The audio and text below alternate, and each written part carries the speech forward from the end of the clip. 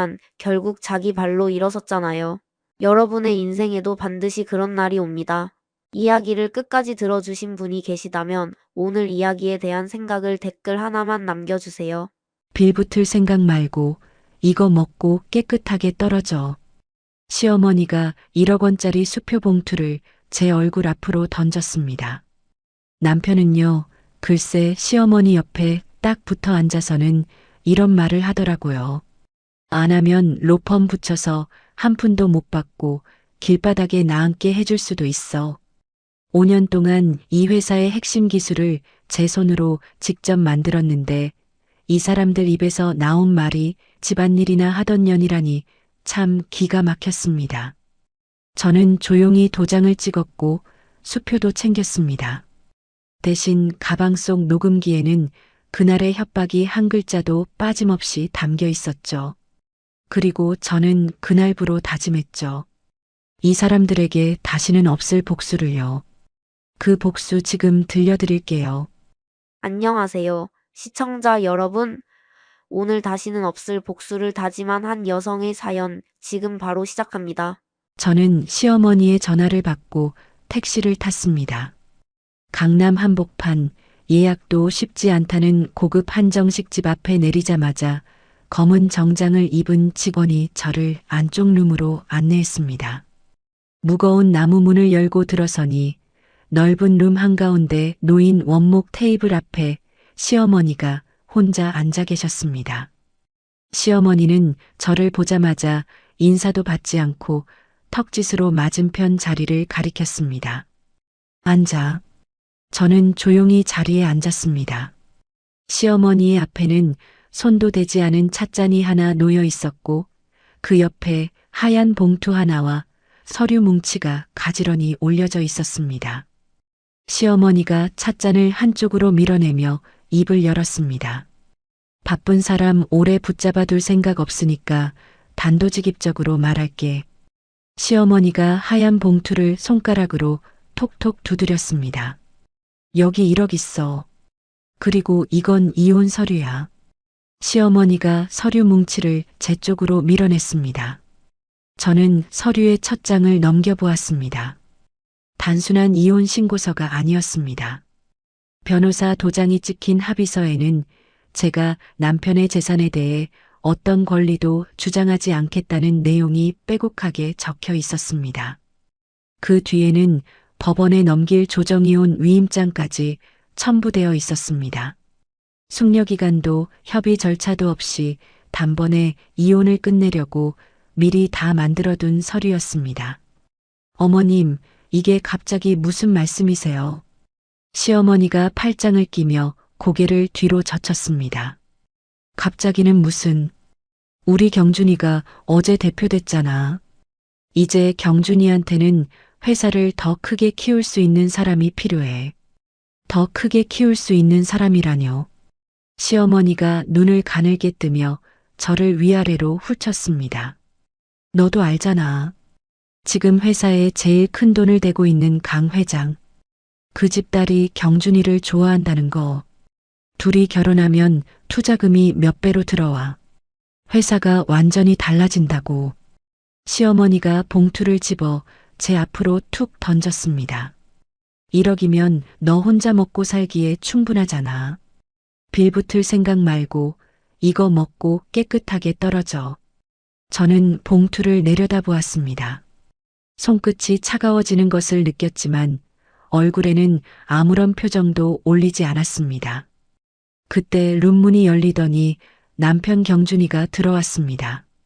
저는 경준이가 당연히 제 옆에 앉을 거라 생각했습니다. 하지만 경준이는 제 눈을 한번 피한 뒤 시어머니 옆 의자를 빼고 앉았습니다. 당신도 알고 있었어.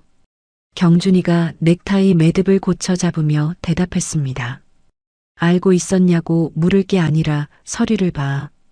강 회장 쪽에서 투자금을 3배로 올리겠다고 했어. 조건은 하나야. 내가 강 회장 딸과 결혼하는 거지. 그래서 나를 돈 주고 내보내겠다는 거야. 경준이가 테이블 위에 서류를 손가락으로 톡톡 쳤습니다. 회사를 생각하면 이게 맞아. 5년 동안 집안일 하느라 고생한 건 아는데 사업은 사업이야. 저는 경준이의 눈을 똑바로 들여다보았습니다. 집안일. 내가 5년 동안 한 게 집안일이었어. 그러면 뭐. 연구실에서 이것저것 만진 건 아는데 그건 보조 업무잖아. 핵심 기술은 연구팀이 개발한 거고. 시어머니가 경준이의 팔을 가볍게 치며 끼어들었습니다. 됐어. 길게 말할 것도 없잖아. 얘야, 순순히 도장 찍어. 괜히 질질 끌면 서로 보기 흉해지니까. 저는 입술을 꽉 다물었습니다. 5년 전 신혼집 작은 방 한쪽에 노트북 하나 놓고 밤새 설계도를 그리던 밤들이 떠올랐습니다. 시제품이 터질 때마다 손에 화상을 입으면서도 다시 납땜 인두를 잡았던 새벽들이 스쳐 지나갔습니다. 그렇게 제 손으로 만들어낸 핵심 부품 특허가 지금 저 회사의 심장이었습니다. 그런데 이 사람들은 제가 한 일을 집안일이라고 보조 업무라고 불렀습니다. 경준이가 의자 등받이에 기대며 다리를 꼬았습니다. 솔직히 말할게. 여기서 네가 안 한다고 버텨봤자 달라질 건 없어. 우리 쪽 변호사가 대형 로펌이야. 네가 거부하면 재산 분할은커녕 오히려 너한테 빚을 씌울 수도 있어. 한 푼도 못 받고 맨몸으로 나앉게 되는 거지. 시어머니가 고개를 끄덕이며 찻잔을 들었습니다. 그러니까 똑똑하게 굴어. 1억 받고 조용히 나가는 게 너한테 최선이야. 저는 테이블 위의 서류를 다시 한번 천천히 내려다보았습니다. 그리고 가방 지퍼를 열었습니다. 경준이와 시어머니의 시선이 동시에 제 가방으로 쏠렸습니다. 저는 가방 안에서 인감 도장을 꺼냈습니다. 시어머니의 입꼬리가 올라갔습니다.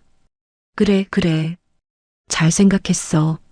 저는 아무 말 없이 합의서의 날일란에 도장을 찍었습니다. 위임장에도 찍었습니다. 붉은 인주가 종이 위에 선명하게 번졌습니다.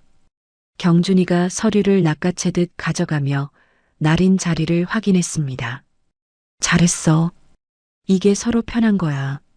시어머니가 바로 직원을 불러 술을 시켰습니다. 차가운 유리잔에 술이 채워지자 시어머니가 경준이와 잔을 부딪혔습니다. 이제 됐다. 눈에 가시가 빠졌네. 두 사람은 제가 바로 앞에 앉아 있는데도 서로 잔을 기울이며 웃었습니다. 저는 테이블 위에 놓인 하얀 봉투를 집어들었습니다. 1억 원짜리 수표가 들어있는 봉투를 조용히 지갑 안에 넣었습니다.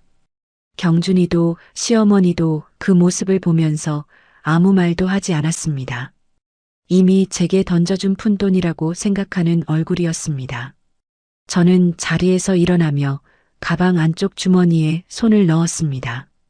식당에 오기 전부터 켜둔 소형 녹음기의 전원 버튼을 조용히 눌러 껐습니다. 시어머니의 폭언, 경준이의 협박, 그 모든 목소리가 이 작은 기계 안에 빠짐없이 담겨 있었습니다. 저는 두 사람에게 인사 한마디 하지 않았습니다. 룸문을 열고 나가는 저의 뒷모습을 그들은 거들떠보지도 않았습니다. 저는 한정식집 복도를 걸으며 가방 끈을 어깨에 단단히 걸었습니다. 한정식집을 나와 택시를 타고 집 앞에 도착했습니다. 현관 비밀번호를 누르고 문을 여는 순간 저는 발을 떼지 못했습니다. 현관 바닥에 커다란 검은 쓰레기 봉투 4개가 나란히 놓여 있었습니다. 봉투 입구가 제대로 묶이지 않아 안에 든 것들이 삐져나와 있었습니다. 제 블라우스, 스카프, 구두, 화장품 파우치, 전부 제 물건이었습니다. 안방 문을 열어보았습니다. 옷장은 텅 비어 있었고 화장대 위에 놓아두었던 제 물건들도 전부 사라져 있었습니다. 시어머니가 한정식집에서 저를 붙잡아두는 사이 누군가 제 물건을 죄다 쓸어 담아 봉투에 쑤셔 넣은 것이었습니다. 뭘 그렇게 멍하니 서 있어? 뒤에서 시어머니의 목소리가 들렸습니다.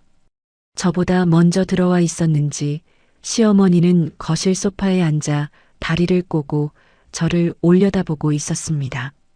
짐 다 싸놨으니까 빨리 들고 나가. 저는 대답하지 않고 안방으로 들어가 혹시 빠진 물건이 없는지 살폈습니다. 시어머니가 슬리퍼를 끌며 제 뒤를 따라 들어왔습니다. 뭘 찾는 거야? 설마 남의 집 물건 가져가려는 건 아니겠지. 시어머니가 제 가방을 노골적으로 들여다보았습니다. 가방 지퍼가 열려있는 쪽으로 고개를 숙이더니 안에 든 것들을 눈으로 하나하나 훑었습니다. 귀금속이나 갓 나가는 거 몰래 챙기면 안 돼.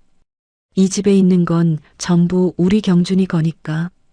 저는 시어머니의 시선을 무시하고 안방 서랍장을 열었습니다. 제 속옷 몇 장이 구겨진 채 남아 있었습니다. 시어머니는 제가 서랍장을 열 때마다 목을 빼고 안을 확인했습니다. 그때 현관문이 열리는 소리가 났습니다. 경준이의 목소리와 함께 낯선 여자의 웃음소리가 거실로 퍼졌습니다. 여기가 우리 집이야. 내일 취임식 끝나면 이사 올 때 인테리어를 좀 바꿔도 되고. 경준이가 여자의 손을 잡고 거실로 들어왔습니다. 키가 크고 긴 생머리에 명품 가방을 어깨에 건 여자였습니다. 강 회장의 딸, 투자자의 딸이자 남편이 저 대신 선택한 여자였습니다. 여자가 거실 창문 쪽으로 걸어가며 감탄하듯 말했습니다. 뷰가 진짜 좋다. 커튼은 바꿔야 할 것 같은데 이건 너무 촌스러워. 경준이가 여자의 등에 손을 대며 부엌 쪽을 가리켰습니다. 주방도 넓으니까 마음대로 바꿔. 다 내 취향대로 해. 시어머니가 안방에서 나가 거실로 향했습니다. 어머 왔어. 어서 와. 우리 며느리 얼굴 좀 보자. 시어머니가 여자의 두 손을 잡으며 환하게 웃었습니다. 아이고 예쁘기도 해라. 경준이가 복이 많아. 시어머니와 경준이 여자. 세 사람이 거실에서 웃음소리를 나누는 동안 저는 안방에 혼자 서 있었습니다. 가슴 한가운데가 돌덩이로 눌리는 것 같았지만 저는 그 무게를 억지로 밀어냈습니다.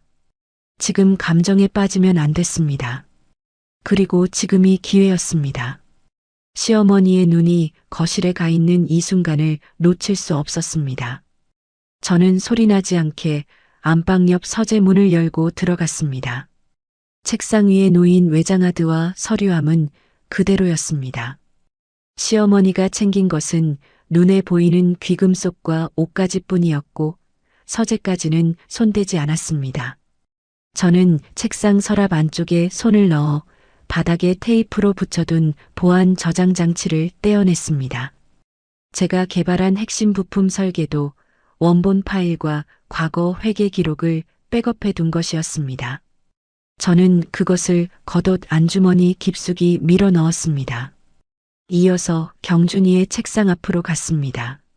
서랍을 열자 투명한 파일 한 묶음이 눈에 들어왔습니다.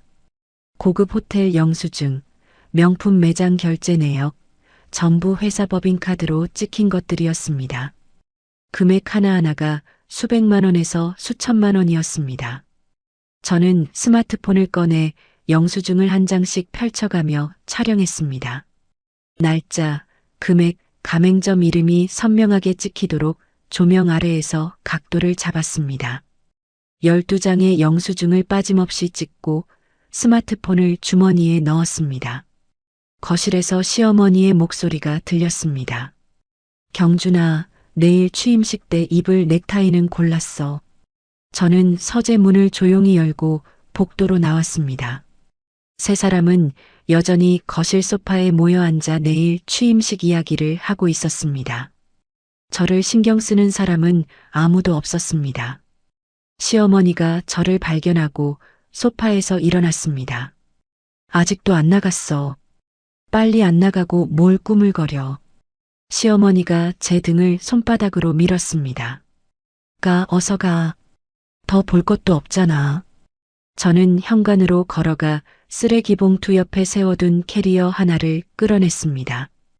며칠 전 혹시 몰라 미리 싸둔 짐이었습니다. 시어머니가 현관문을 활짝 열어젖히며 말했습니다. 다신 이 집 비밀번호 누를 생각하지 마.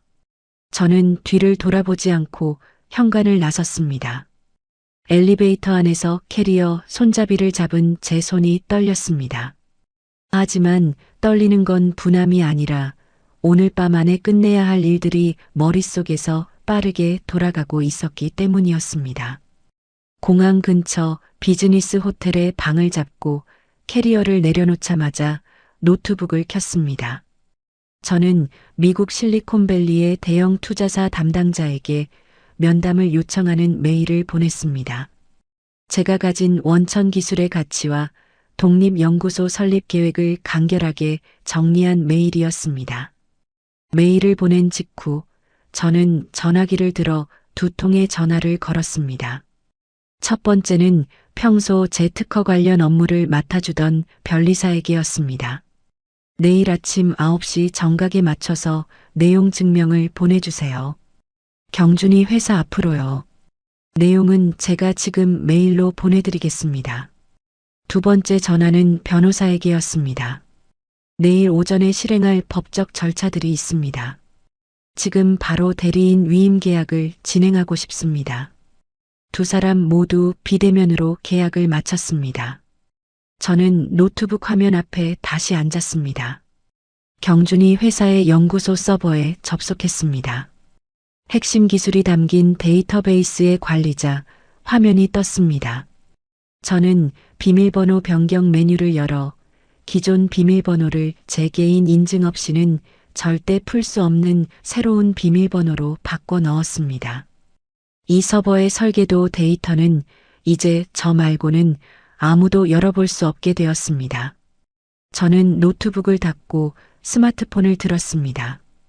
경준이의 번호를 수신 차단 목록에 등록했습니다. 시어머니의 번호도 그 아래에 추가했습니다. 호텔 침대 위에 내일 아침 입을 옷을 꺼내놓고 캐리어 안의 짐을 다시 한번 점검했습니다. 여권, 보안 저장 장치, 노트북, 충전기. 빠진 것은 없었습니다. 새벽 6시에 눈을 떴습니다. 호텔 욕실에서 찬물로 세수를 하고 어젯밤 꺼내둔 옷으로 갈아입었습니다.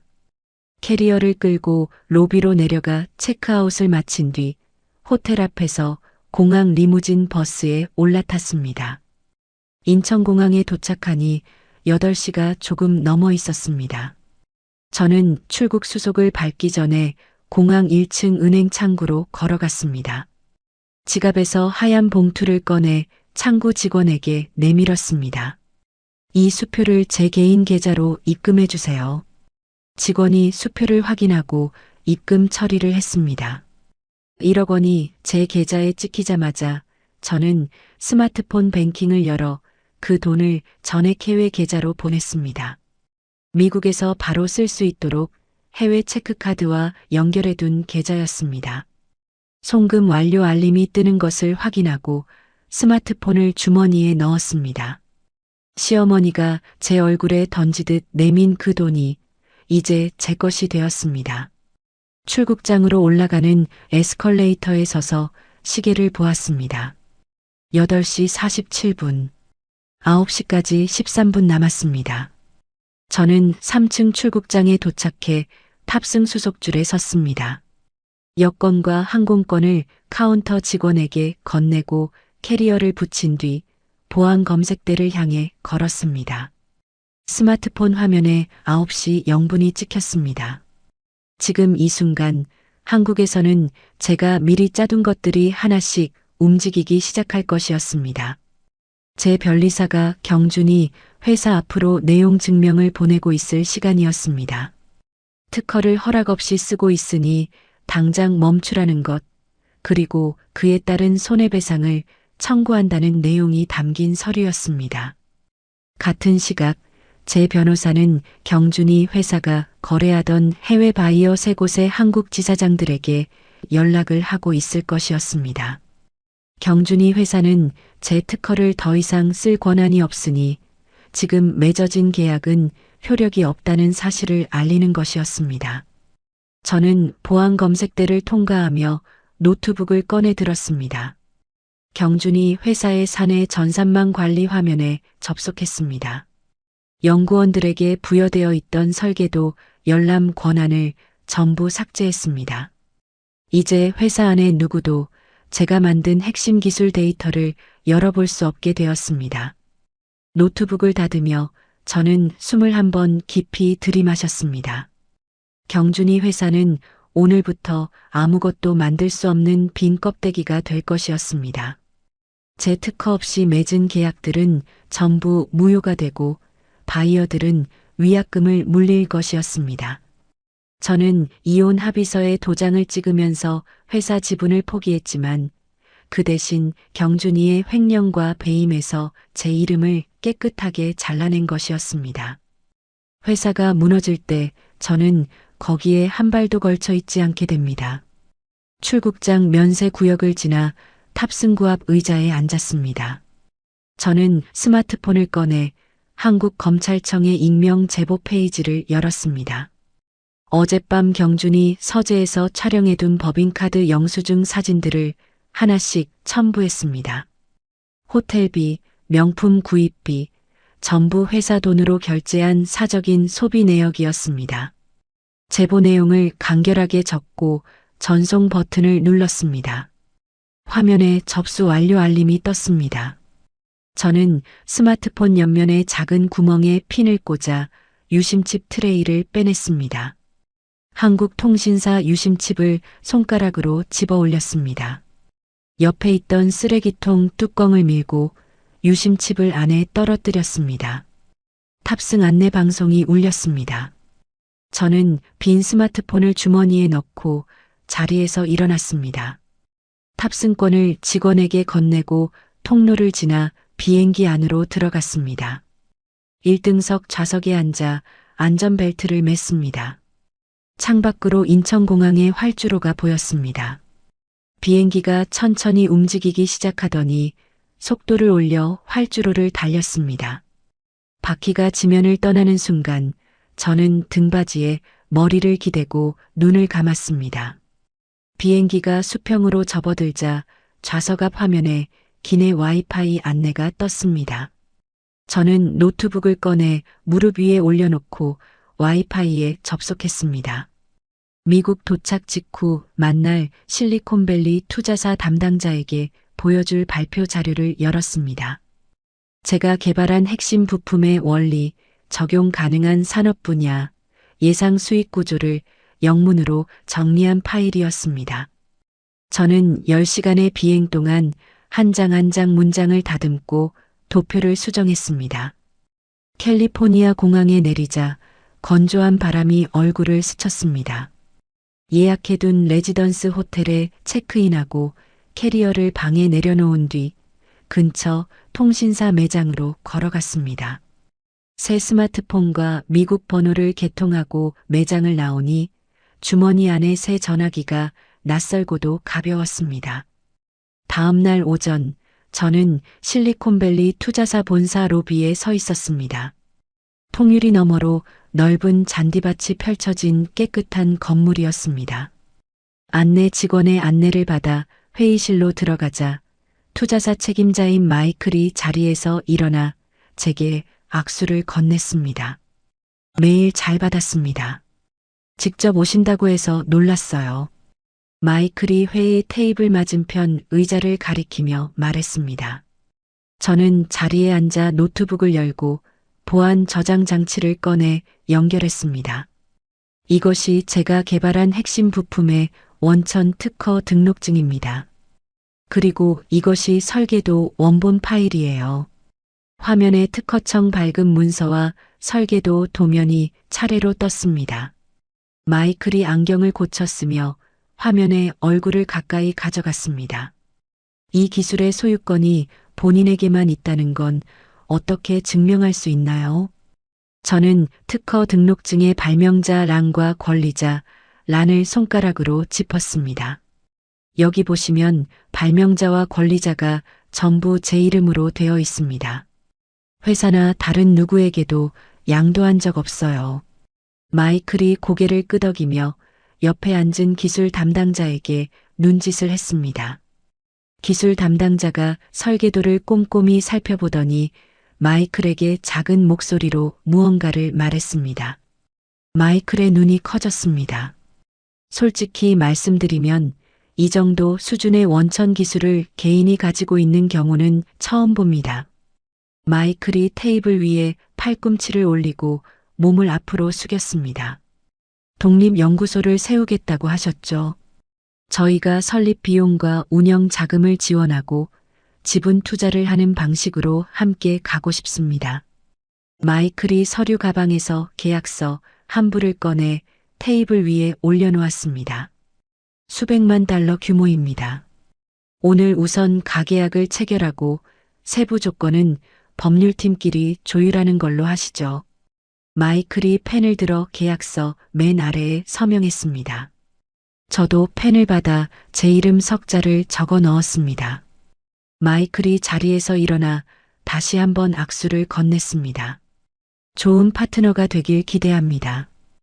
호텔로 돌아온 저는 방 책상에 노트북을 펴고 의자에 앉았습니다. 한국 시간을 계산해 보니 내일 오후가 경준이의 대표 취임식이었습니다. 저는 한국에 있는 변호사에게 메일을 보냈습니다. 내일 취임식 시간에 맞춰 내용 증명 서류를 들고 행사장으로 가주세요. 바이어 지사장들에게도 같은 시간에 현장으로 와달라고 연락해 주시고요. 변호사에게서 10분 뒤 답장이 왔습니다. 내일 오후 3시 행사장 로비에서 지사장들과 합류하겠습니다. 저는 답장을 확인하고 메일함을 닫았습니다. 이어서 경준이 회사의 연구소 서버에 접속했습니다. 서버 접속 기록을 확인하니 오늘 하루 동안 연구팀에서 수십 차례 비밀번호 해제를 시도한 흔적이 남아 있었습니다. 전부 실패로 끝나 있었습니다. 저는 서버 메인 화면 설정 메뉴를 열었습니다. 내일 취임식이 진행되는 시간에 맞춰 서버에 접속하는 모든 컴퓨터의 경고 안내문이 자동으로 뜨도록 예약 설정을 걸어두었습니다. 특허권자 요청으로 인한 데이터 접근 영구 차단. 붉은 글씨로 작성한 안내문을 저장하고 확인 버튼을 눌렀습니다. 마지막으로 해외 바이어 3곳의 지사장들에게 보낼 메일을 작성했습니다. 제목은 계약 파기 최종 확인이었습니다. 본문에는 특허권자인 제가 사용 허가를 철회했으므로 경준이 회사와 맺은 모든 납품 계약이 더 이상 유효하지 않다는 내용을 적었습니다. 이 메일 역시 내일 오후 3시에 자동 발송되도록 예약을 걸었습니다. 경준이가 단상에 올라 마이크를 잡는 그 시각 바이어들에게는 계약 파기 메일이 도착하고 회사 서버에는 붉은 경고창이 뜨고 행사장 로비에는 내용 증명을 든 변호사가 나타날 것이었습니다. 저는 노트북을 닫고 의자 등받이에 몸을 기댔습니다. 내일 하루가 끝나면 경준이의 회사는 더 이상 서 있을 자리가 없을 것이었습니다. 한국 시간으로 오후 3시 경준이의 취임식이 시작되는 시간이었습니다. 저는 호텔방 책상 앞에 앉아 노트북을 열어두고 있었습니다. 서버 접속 기록 화면을 띄워놓고 시계를 보았습니다. 캘리포니아 시간으로는 아직 새벽이었지만 잠이 올 리가 없었습니다. 오후 3시 정각이 되자 서버 화면에 변화가 생겼습니다. 어젯밤 제가 예약해둔 붉은 경고 안내문이 활성화된 것이었습니다. 특허권자 요청으로 인한 데이터 접근 영구 차단. 이 문구가 지금 경준이 회사의 모든 컴퓨터 화면에 떠 있을 것이었습니다. 서버 접속 기록에 연구팀 계정의 접속 시도가 연달아 찍히기 시작했습니다. 3분 간격, 1분 간격, 30초 간격. 점점 빨라지고 있었습니다. 누군가 비밀번호를 바꿔가며 미친 듯이 서버를 뚫으려 하고 있었지만 접속 결과는 전부 빨간 글씨로 차단 표시가 떠 있었습니다. 3시 12분 메일함에 알림이 떴습니다. 해외 바이어 지사장 중 한 명에게서 온 회신이었습니다. 특허권자의 허가, 철회를 확인했습니다. 해당 회사와의 모든 거래를 즉시 중단하며 계약 위반에 따른 위약금을 청구하겠습니다. 5분 뒤 나머지 두 곳에서도 같은 내용의 답장이 왔습니다. 3시 24분 한국의 변호사에게서 메일이 도착했습니다. 행사장 로비에서 지사장들과 합류 완료. 지금 들어갑니다. 저는 메일을 확인하고 화면을 내려다보았습니다. 이 순간 취임식장 안에서 어떤 일이 벌어지고 있을지 머릿속에 하나하나 그려졌습니다. 3시 41분 변호사에게서 두 번째 메일이 왔습니다. 내용 증명 전달 완료. 바이어 지사장들이 직접 계약 파기 의사를 현장에서 통보했습니다. 행사장이 큰 혼란에 빠져 있습니다. 최대 투자자인 강 회장이 대표의 멱살을 잡고 소리를 지르고 있습니다. 행사는 사실상 중단된 상태입니다. 저는 메일을 읽고 나서 의자 등받이에 등을 기댔습니다. 4시 7분 변호사의 세 번째 메일이 도착했습니다. 현장 정리 중입니다. 강 회장의 딸이 강 회장과 함께 행사장을 빠져나갔습니다. 대표는 단상 아래에 주저앉아 있었고 연구팀장이 뛰어들어와서 서버가 잠겼다고 보고하는 것을 들었습니다. 언론사 카메라가 여러 대 있었습니다. 저는 메일들을 차례로 다시 읽었습니다. 변호사의 짧은 문장들 사이로 행사장의 소리와 장면이 생생하게 그려졌습니다. 꽃향과 현수막으로 꾸민 화려한 단상 위에서 경준이가 바닥에 주저앉아 떨고 있는 모습, 강 회장이 시뻘건 얼굴로 경준이의 양복깃을 움켜쥐고 소리를 지르는 모습, 카메라 플래시가 터지는 가운데 투자자의 딸이 아버지 팔을 잡아 끌며 뒷문으로 사라지는 모습. 저는 노트북을 닫고 책상 서랍을 열었습니다. 출국 전에 혹시 몰라 가져온 구형 공기계가 서랍 안에 들어 있었습니다. 한국 유심은 버렸지만 이 전화기에는 자동 로밍이 걸려 있었습니다. 저는 전원 버튼을 길게 눌렀습니다. 화면에 불이 들어오자마자 진동이 멈추지 않았습니다. 부재중 전화 알림이 화면을 가득 채우며 연달아 올라왔습니다. 시어머니 번호 38통, 경준이 번호 14통, 합쳐서 52통이었습니다. 문자 알림도 쏟아졌습니다. 저는 문자 목록을 위에서부터 천천히 내려보았습니다. 전부 시어머니가 보낸 것이었습니다. 얘야, 전화 좀 받아라. 내가 다 잘못했다. 오해였어. 제발 서버 비밀번호 좀 알려다오. 우리 경준이 감옥 가게 생겼다. 너 아니면 안 된다. 한 번만 봐달라. 이 어미가 빌게. 제발. 메시지 하나하나가 점점 길어지고 있었습니다. 처음에는 한두 줄이던 문자가 나중에는 화면을 꽉 채우는 장문이 되어 있었습니다. 저는 메시지를 끝까지 읽고 나서 문자 입력 화면을 열었습니다. 시어머니 번호를 눌러 답장을 작성했습니다. 글자를 하나하나 또박또박 눌러 적었습니다. 빌붙을 생각 말고 제가 드린 그 1억이나 드시고 조용히 떨어지시죠. 전송 버튼을 눌렀습니다. 화면에 전송 완료 표시가 떴습니다. 저는 공기계 뒷면을 열어 유심칩을 꺼냈습니다. 얇은 칩을 양손으로 잡고 힘을 주자 칩이 반으로 꺾이며 갈라졌습니다. 부러진 조각 2개를 쓰레기통에 떨어뜨리고 공기계의 전원을 껐습니다. 저는 빈 전화기를 책상 위에 내려놓고 의자를 돌려 창문 쪽을 바라보았습니다. 캘리포니아의 이른 아침 햇살이 커튼 사이로 길게 들어오고 있었습니다. 캘리포니아의 아침은 조용했습니다. 호텔 방에서 커피를 내려 마시며 하루를 시작하는 것이 일주일째 제 일과가 되어 있었습니다. 투자사와의 본계약을 위한 서류 작업을 진행하면서 연구소 설립에 필요한 장소와 인력을 알아보고 있었습니다. 그날도 평소처럼 노트북을 열어 메일함을 확인하는데 한국 뉴스 알림이 화면 위쪽에 떴습니다. 저는 알림을 눌러 기사를 열었습니다. 제목을 보는 순간 커피잔을 든 손이 멈췄습니다. 벤처기업 핵심 기술 빼돌려 미국으로 도주, 전직 대표 아내 산업 스파이 혐의. 기사를 읽어 내려갔습니다. 경준이가 대형 로펌을 선임해서 저를 고소한 것이었습니다. 제가 회사의 핵심 기술을 훔쳐 미국으로 도망쳤다는 내용이었습니다. 기사 끝에는 경준이 측 변호사의 코멘트가 실려 있었습니다.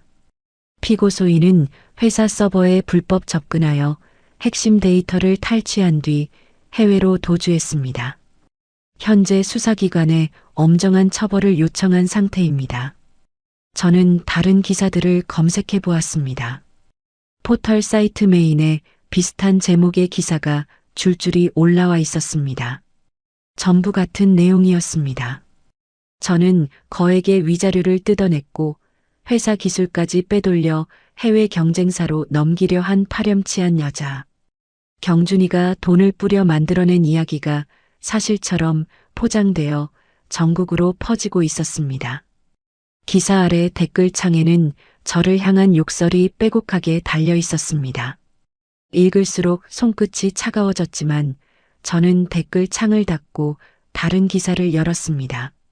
시어머니의 인터뷰 영상이 올라와 있었습니다.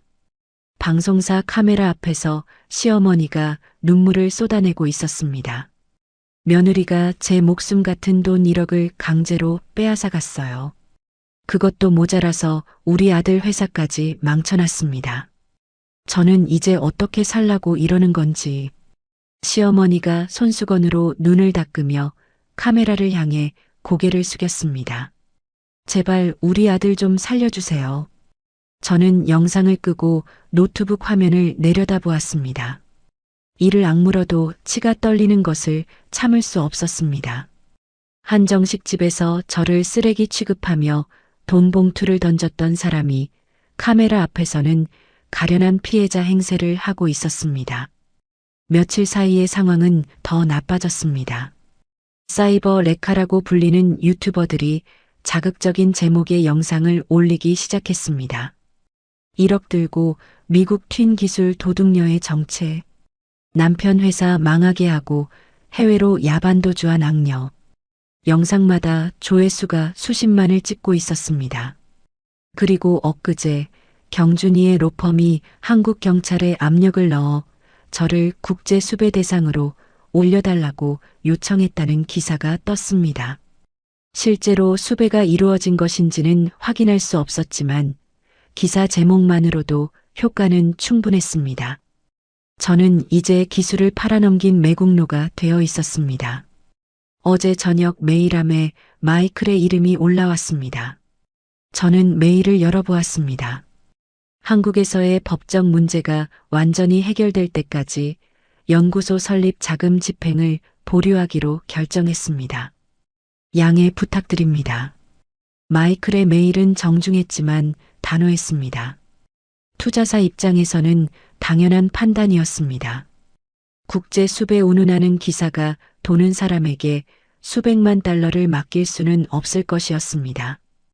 오늘 아침에는 한국은행에서 알림이 왔습니다. 제 국내 계좌가 전부 동결되었다는 내용이었습니다. 여권 효력을 정지시키는 절차에 들어갔다는 소식도 함께 들려왔습니다. 저는 커피잔을 테이블 위에 내려놓았습니다. 투자는 멈췄고 계좌는 막혔고 여권마저 위태로웠습니다. 그때 메일이 한 통 더 들어왔습니다. 경준이었습니다. 특허 소유권을 회사로 넘기면 고소를 취하해 주겠다. 현명한 판단을 해라. 저는 메일 화면을 한참 들여다보았습니다. 입술을 깨물다가 천천히 숨을 내쉬었습니다. 저는 메일함을 닫고 노트북의 다른 폴더를 열었습니다. 한정식집에서 녹음한 음성 파일, 법인카드 횡령 영수증 사진, 설계도 개발 일지, 특허 등록 원본. 제가 수집해둔 증거 자료들이 폴더 안에 빈틈없이 정리되어 있었습니다. 경준이가 돈으로 산 기사, 시어머니가 카메라 앞에서 흘린 가짜 눈물. 거짓말을 거짓말로 반박해봤자 진흙탕 싸움이 될 뿐이었습니다. 해명 영상 하나로 뒤집을 수 있는 판이 아니었습니다. 저에게는 진실을 제대로 파헤쳐서 전국에 내보낼 수 있는 곳이 필요했습니다. 저는 매일 작성 화면을 열었습니다. 받는 사람 란에 한국 지상파 방송국의 탐사 고발 프로그램 PD 탐사대 메인 작가의 이메일 주소를 입력했습니다. 제목을 적었습니다. 어느 벤처 대표의 진짜 얼굴 제보드립니다. 저는 키보드 위에 손가락을 올려놓고 본문을 쓰기 시작했습니다. 제보 메일을 보낸 다음 날 PD 탐사대 메인 작가에게서 답장이 왔습니다. 제가 보낸 자료의 양과 내용이 방송 한 회를 채우고도 남을 만큼 충분하다며 가능한 한 빨리 화상 인터뷰를 진행하고 싶다는 내용이었습니다. 그날 저녁 저는 호텔방 책상에 노트북을 펴고 화상 통화를 연결했습니다. 화면에 PD 탐사대 메인 작가의 얼굴이 떴습니다. 보내주신 자료를 저희 팀 전원이 검토했습니다. 특허 등록 날짜가 남편분 회사 설립보다 2년이나 앞서 있더군요. 저는 고개를 끄덕이며 화면 공유 버튼을 눌렀습니다. 지금 보여드리는 것이 제 특허청 원본 등록증입니다. 발명자와 권리자 란에 제 이름만 적혀 있어요. 그리고 이것은 설계도 개발 일지인데 날짜별로 수정 이력이 전부 남아 있습니다. 작가가 펜을 들어 무언가를 적으며 물었습니다.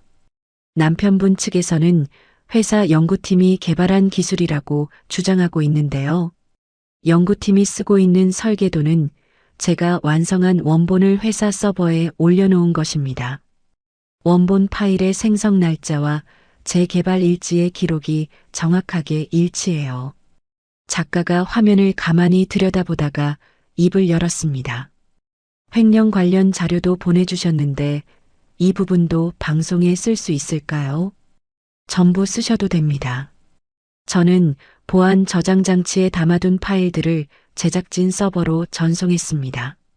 경준이가 회사 법인카드로 결제한 고급 호텔 영수증, 명품 매장 내역, 투자자의 딸에게 회사 돈으로 사준 고급 오피스텔 계약서, 억대에 달하는 유흥업소 결제 기록. 파일 하나하나가 서버로 넘어갈 때마다 작가의 표정이 굳어졌습니다. 이 정도면 횡령 금액이 수십억은 되겠군요. 네. 그리고 한 가지 더 있습니다. 저는 녹음 파일 하나를 재생했습니다. 한정식 집에서 시어머니가 내뱉었던 목소리가 스피커를 통해 흘러나왔습니다. 1억이면 너 혼자 먹고 살기에 충분하잖아. 빌붙을 생각 말고 이거 먹고 깨끗하게 떨어져. 이어서 경준이의 목소리가 이어졌습니다. 네가 거부하면 재산 분할은커녕 오히려 너한테 빚을 씌울 수도 있어. 한 푼도 못 받고 맨몸으로 나앉게 되는 거지. 작가가 펜을 내려놓으며 깊은 한숨을 쉬었습니다. 방송 앞에서 돈을 빼앗겼다고 우시던 분이 실제로는 돈을 던지며 쫓아낸 거였군요.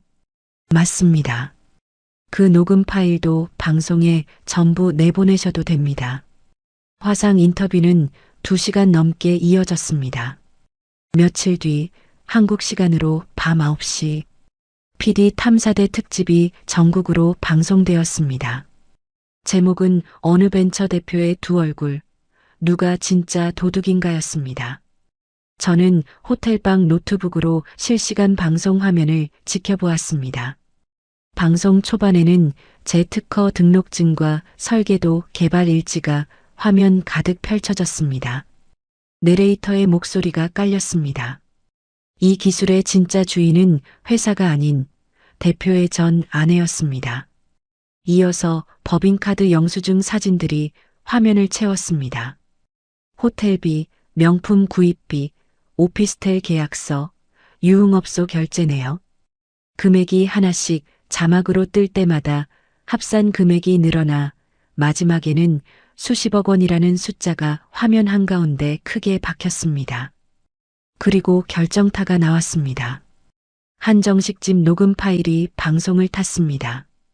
시어머니의 목소리가 안방 TV를 통해 전국 수백만 가구에 울려 퍼진 것이었습니다. 방송이 끝나자마자 포털 사이트 실시간 검색어 1위에 경준이의 이름이 올라갔습니다. 며칠 전까지 저를 욕하던 댓글 창이 완전히 뒤집어져 있었습니다. 경준이와 시어머니를 향한 분노가 쏟아지고 있었습니다. 다음 날 아침 한국 뉴스 속보가 떴습니다. 검찰이 저에 대한 수사를 전면 중단했다는 내용이었습니다. 같은 날 오후 검찰 수사관들이 경준이 회사 본사 건물로 들어가는 장면이 뉴스에 잡혔습니다. 횡령과 배임 혐의로 회사 전체를 압수수색하는 것이었습니다. 그날 저녁 줄줄이 다른 소식이 쏟아졌습니다. 며칠 전 경준이의 허위 보도자료를 그대로 실어 나르던 언론사들이 기사를 삭제하고 정정문을 올리기 시작했습니다. 경준이의 변호를 맡았던 대형 로펌도 수임 계약을 끊고 손을 뗐다는 보도가 나왔습니다. 저녁 뉴스 속보 화면이 바뀌었습니다. 공항이었습니다. 경준이가 출국 심사대 앞에서 경찰에게 양팔을 잡힌 채 서 있었습니다. 횡령 증거를 없애고 해외로 도주하려다 붙잡힌 것이었습니다. 경준이의 양쪽 손목에 수갑이 채워지고 고개를 숙인 채 호송차에 오르는 모습이 카메라에 고스란히 찍혔습니다. 저는 노트북 화면을 가만히 바라보았습니다. 그때 메일 알림이 울렸습니다. 마이클이 보낸 메일이었습니다. 방송을 확인했습니다. 오해가 있었던 점 진심으로 사과드립니다. 보류했던 자금 1,000만 달러를 즉시 집행하겠습니다. 법인 계좌 정보를 보내주시면 오늘 중으로 송금 처리하겠습니다. 저는 메일을 읽고 나서 의자 등받이에 몸을 기댔습니다. 노트북 화면 한쪽에는 수갑을 찬 경준이의 뉴스 사진이, 다른 한쪽에는 마이클의 메일이 나란히 열려 있었습니다. 저는 천천히 손을 뻗어 마이클에게 답장을 쓰기 시작했습니다. 1년이 지났습니다. 한국 법원은 경준이에게 징역 8년을 선고했습니다. 수십억 원의 횡령과 배임, 저를 산업 스파이로 몰아간 거짓 고소, 언론에 허위 사실을 퍼뜨린 죄까지 전부 유죄였습니다. 법원은 경준이의 재산 대부분을 몰수했고 경준이는 교도소에서 작업복을 입고 하루하루를 보내는 신세가 되었습니다. 경준이가 그토록 자랑하던 벤처기업은 바이어들의 위약금 청구와 투자금 반환 소송을 버텨내지 못하고 문을 닫았습니다. 대표 취임식에서 화려한 꽃한 사이에 서 있던 그 회사는 이제 폐업 신고가 끝난 빈 사무실로 남아 있었습니다. 시어머니의 소식도 들려왔습니다. 경준이의 재판 비용과 밀려드는 빚을 막기 위해 시어머니는 평생 자랑하던 강남 아파트를 내놓아야 했습니다. 아파트며 금붙이며 전부 빚쟁이들 손으로 넘어갔습니다. 시어머니는 서울 외곽의 작은 월세방으로 쫓겨나갔고 새벽마다 손수레를 끌고 골목을 돌며 폐지를 줍고 있다는 이야기가 들려왔습니다. 한정식 집에서 1억짜리 봉투를 던지며 눈엣 가시라고 불렀던 그 사람의 끝이었습니다. 투자자의 딸도 무사하지 못했습니다. 경준이가 회사 돈으로 사준 오피스텔이 문제가 되어 공범으로 재판에 넘겨졌습니다. 집행유예를 선고받았지만 강 회장은 가문의 먹칠을 했다며 딸과 인연을 끊어버렸습니다. 취임식 날 맨 앞줄 한가운데 앉아 새 안주인 행세를 하던 그 여자는 아무도 모르는 곳으로 자취를 감췄습니다. 저는 그 모든 소식을 캘리포니아의 제 사무실에서 들었습니다. 마이클이 보내준 1,000만 달러로 세운 저의 부품 솔루션 기업은 1년 만에 미국 업계에서 손꼽히는 회사로 자리를 잡았습니다. 제가 가진 원천 특허를 기반으로 만든 제품들이 미국과 유럽의 대형 기업들과 잇따라 계약을 맺었고 직원 수는 15명에서 200명으로 늘었습니다. 2달 전 미국의 경제 잡지 포브스에서 연락이 왔습니다. 올해 주목해야 할 글로벌 여성 경영인 명단에 제 이름을 올리고 싶다는 것이었습니다. 인터뷰를 마치고 나서 잡지가 나오던 날 서점 진열대에 꽂힌 표지를 보았습니다. 제 얼굴 옆에 제 이름 석자가 선명하게 박혀 있었습니다. 누구의 아내도 누구의 며느리도 아닌 이름이었습니다. 오늘은 일요일이었습니다. 저는 캘리포니아 언덕 위에 있는 제 집 서재에 앉아 있었습니다. 책상 위에는 월요일 아침에 결제할 새 프로젝트 서류가 놓여 있었고 창밖으로는 야자수 사이로 오후 햇살이 쏟아지고 있었습니다. 저는 의자를 돌려 서재 벽 한쪽을 바라보았습니다. 나무 액자 하나가 걸려 있었습니다. 액자 안에는 1년 전 인천공항은행 창구에서 받은 입금 확인증이 들어 있었습니다. 1억 원 입금 완료. 시어머니가 저를 쫓아내기 위해 던진 돈이었습니다. 저는 액자를 가만히 올려다보았습니다. 그 돈은 저를 짓밟으려고 던진 푼돈이었지만 제가 이 자리에 서기까지의 첫 번째 발판이 되었습니다. 호텔비를 내고 비행기표를 끊고 미국 땅에 첫 발을 딛게 해준 돈이었습니다. 저는 액자에서 눈을 떼고 책상 쪽으로 의자를 돌렸습니다. 새 프로젝트 서류의 첫 장을 넘기고 펜을 들었습니다. 결제란에 제 이름을 또박또박 적어 넣었습니다. 창밖의 햇살이 서류 위로 길게 내려앉았습니다. 여러분 오늘 주인공의 이야기 어떻게 들으셨나요? 시어머니가 던진 1억 원은 저를 쫓아내기 위한 푼돈이었습니다. 하지만 그 돈은 제 손에서 비행기표가 되었고 미국 땅에 첫 발을 딛게 해준 종잣돈이 되었죠. 여러분, 사람을 함부로 대하면 안 되는 이유가 바로 이겁니다. 내가 무시한 그 사람이 사실은 모든 걸 움직이고 있던 사람일 수 있으니까요. 시어머니와 남편은 저를 집안일이나 하던 쓸모없는 사람이라고 생각했습니다. 그런데 정작 회사의 심장을 만든 건 그 쓸모없다던 사람이었고 그 심장이 빠지니까 회사가 하루아침에 무너져 내렸죠. 돈으로 사람을 내쫓을 수 있다고 생각했던 시어머니는 결국 그 돈보다 훨씬 큰 것을 잃었습니다. 아들은 교도소에 갔고 자랑하던 강남 아파트도 빼앗겼고 마지막에는